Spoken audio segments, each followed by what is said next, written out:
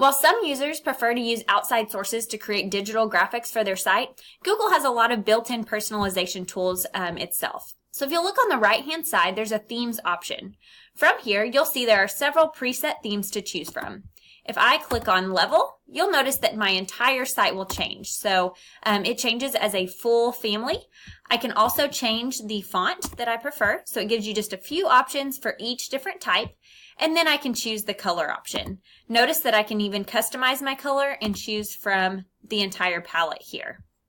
To make sure that none of my colors clash and then it looks really good, so I might go with Aristotle, and then since I have that maroon right now, I might go ahead and choose more of a light gray color.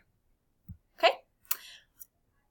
On the insert option, you'll notice all the different layouts, so these really help with web design for organizing and making sure things are clear and easy to read. You've also got the section backgrounds for emphasis. You kind of want to avoid just having a bunch of white space on your screen. You'll notice that at the bottom of the page, there's an add footer option.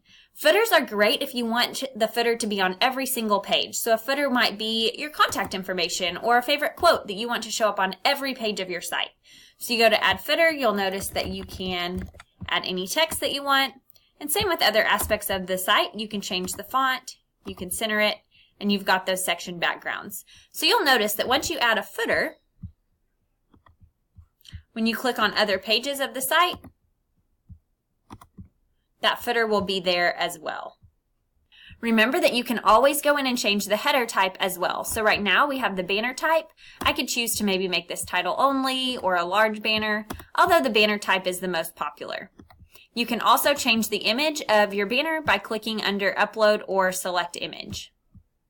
Two other options might include a divider. So maybe you've got a lot of different things you're putting on the page and you want to divide it up a little bit. Then those dividers are really helpful.